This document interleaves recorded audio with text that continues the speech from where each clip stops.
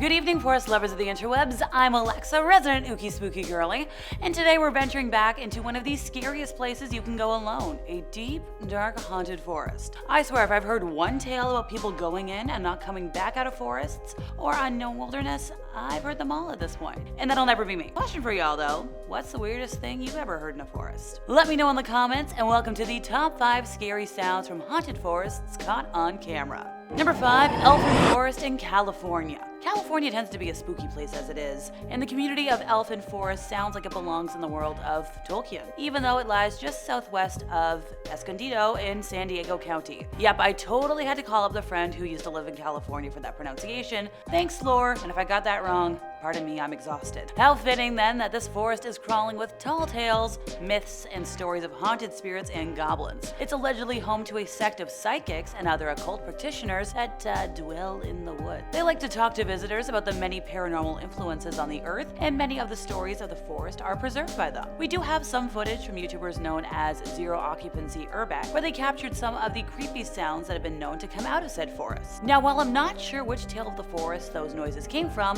let's explore the legends together. It is told that many years ago, a family of 3 went through the woods exploring and having fun. It was a difficult period of time, perhaps more violent, and the neighbors weren't surprised when the family didn't return for days. Finally, just as their friends began to be concerned, a lone individual ascended a hill and stumbled down. Even, with all the grime and ripped clothes, as well as a sight of sheer dread in her eyes, people identified her as the family's, woman, the wife, the mother. According to her, her husband and son were dead after a group of men had sprung out of nowhere and attacked the family. She was able to flee the crime scene, but all the people she cared about were ripped apart. Her dread in the eyes faded over time, but a cold, steely rage took place. That's scary, trust me. The woman seemed to transform into a different person as she spent her days reading old books with weird characters and her nights meeting strangers from local and faraway groups. She was finally ready, she said. She entered the wilderness dressed entirely in white and was never seen again. Oh, I love a good white lady. Hikers and campers in the forest have reported witnessing the ghostly form of a woman floating on the ground as the years and decades have passed. It moves amazingly quickly at times and excruciatingly slowly at others. Attempting to communicate with her is pointless since she's simply gonna vanish, yet everyone who's met her did so before she could pack her belongings and leave. In the so-called Spook Canyon location, there was once a Romani colony who devoted their time to what many would consider dark pursuits in search of connection and seclusion. So they became friends with other local communities over time and shared some of their activities. They said that dozens of young people from other communities were hastily buried on the slopes surrounding the canyon, and they wanted to converse with the dead. And apparently, the mission succeeded because several glimpses of groups of young people running and playing in the early hours of the morning were soon recorded by a local spiritualist. A fair, English guy wearing an old stove cap and swinging a lantern in a boisterous manner is another unique occurrence. So, Harmony Grove is the name of the former Romani community today. It is still a gathering place, like I said, for occultists and paranormalists, as well as ghost hunters. The original Romani people sadly clashed with the residents of neighboring towns, causing an enraged mob to chase them away, and several of them were slain while the rest fled. They cursed the forest as a whole and incited their spiritual allies to, engage in wrath, and they fled. One of them is alleged to have been left behind and is still alive today. She assumes the form of a black cloaked woman riding a black steed. Now, visitors entering the forest may experience a shiver, which is an unspoken sign of the witch, and according to legend, if a bear returns to the jungle, you're not gonna leave. The witch will mount her stallion and focus her eyes on them, killing them instantaneously. So let me know in the comments, out of all those ghosties, which one do you think made those noises? Look, I'm betting on the witch. I always bet on the white lady. Number 4, the Hoia Baciu Forest in Romania. So this forest in Transylvania has been called one of the world's most haunted places after a series of paranormal activities and strange occurrences. Granted, being located in Transylvania, home to all things ooky spooky vampire gothic, probably only helps with the rumors. There have been many unsettling tales that have been told of the Romanian forest for hundreds of years, making it nearly impossible to separate fact from fiction. Popular YouTube channel Overnight decided to spend a night in the forest, and we do have snippets of their video, and hopefully you can hear the audio. Honestly, I'm not quite sure what I heard. Located in northwestern Romania, it's known as the Bermuda Triangle of Romania, since strange disappearances are said to have occurred here. Like a shepherd who's said to have disappeared with a flock of 200 sheep, and a young girl who disappeared here only to emerge 5 years later without having having aged. However, one of the strangest events that happened in the forest comes from the tale of a woman who disappeared with a 15th century coin in her pocket. After a significant amount of time had passed, the woman returned as if no time had passed with the same coin. Its reputation as a home for the paranormal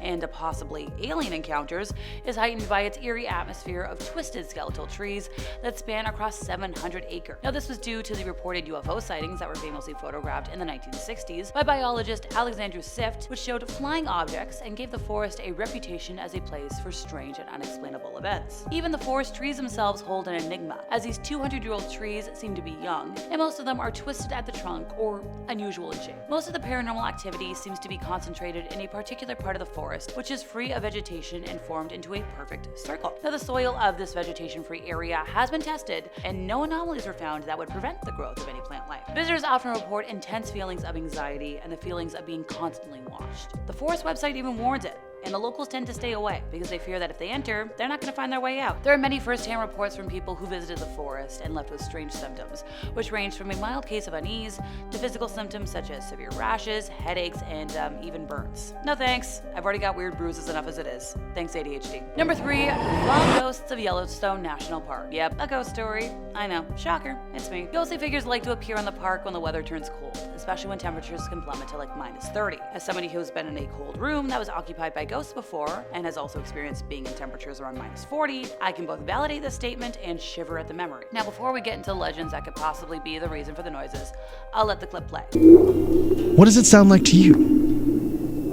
I know, chilling, right? So our first ghostie that this could possibly be from is Maddie Culver, a sweet lady who passed while giving birth on March 2nd of 1889 at the now gone Fire Hell Hotel, which was once located several miles north of the Old Faithful Inn. And nervously, she likes to flutter about, heartbroken over not living to see, her offspring grow up. When Mrs. Culver passed away, the hotel's grounds were too frozen to dig her grave, so her body was placed in 2 pickle barrels and buried in a snowdrift until spring thawed. Today, not far from her grave, is Dead Maiden Spring, which seems fitting and a bit of a morbid way. According to Lee Whittlesley, a park historian, the grave was later fenced and maintained by the wife of a park concessionaire, and Maddie's 18-month-old young was sent to live with relatives. We also have L.R. Piper, a cashier from the First National Bank of St. Mary's, Ohio, who on July 30th of 1890 stepped out of the now-gone Fountain Hotel to enjoy an after-dinner cigar and vanished. Well, if we needed an additional public service announcement that cigars can be bad for your health, voila, folks.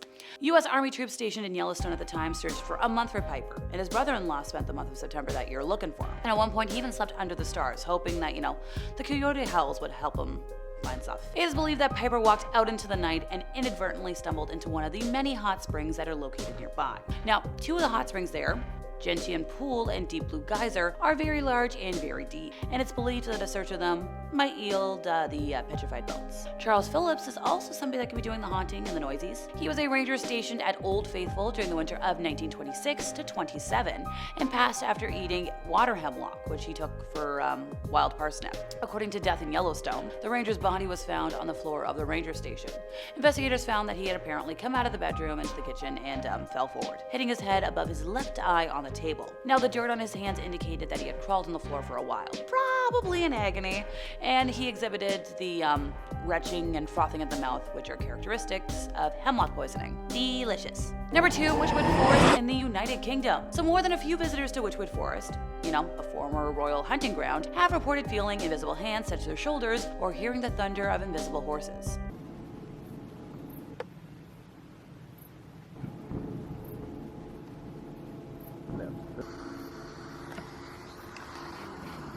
Yep, more footage, I promise. I do my best to keep things credible around here. So this comes from popular YouTube channel 333 Ghost Hunting, which I have to admit, it's a pretty funny and clever name. Very good reference to the witching spiritual hour. It's enough to, make your spine tingle and So this clip is enough to make your spine tingle at the slightest rustle in the leaf. So, who could it be? The most compelling is the case of Amy Robsart, the wife of the Earl of Leicester, who mysteriously passed of a broken neck. Now later, while the Earl was hunting in the woods, his late wife's ghost confronted him and predicted that he would join her in 10 days, which he did after suddenly falling ill. Now, anybody who meets the ghost, it said their similar fate's gonna happen. Good luck! Number 1, Pine Barrens, New Jersey. So, anybody want to guess what this forest is home to? Think Jersey.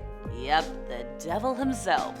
The forest floor of New Jersey's extensive Pine Barrens are sandy, acidic, and nutrient poor. And yet, the Pine Barrens are filled with plant life, including Pine trees that thrive on forest fires in order to thrive. That's a heck of a sentence. So, to understand the legend of the Jersey Devil, first you must understand his birthplace. It is a remote region extending 1,700 square miles across southeastern New Jersey. It is actually a giant aquifer with dense strands of white cedar. Inside, the air is calm, still and cool, but the shadows are heavy. The cedar stands throughout the swamp stain the streams red with tannin. Now, one area of stunted trees is called Pygmy Forest. While many consider it a barren wilderness, 27 varieties of orchids actually grow there. So, in the 18th century, the area came to be populated with outcasts of one kind or another. And over time, its residents seemed almost, to cultivate a hillbilly-like backwardsness that some believe is intended to keep outsiders outside. And that, my friends, is how it became the home of one of the most famous cryptids of all time. A monster with, a ghost head, bat wings, and cloven hoof. The audio we have is from user Howie here on YouTube, and just like the other entries on today's list, I have no idea how to describe it, so listen for yourself. Seriously, it gave me chills. So glad I wasn't listening to that while home alone. And that brings us to the end of our time, and I think I'll be walking home tonight with my keys in my hand, just for funsies. If you enjoyed my ramblings today, could you help us out by giving this video a like, subscribing if you aren't already, hit the bell for more scary stuff from us here at Top 5 Scary Videos, and I'll see y'all next time, you lovely spooky people.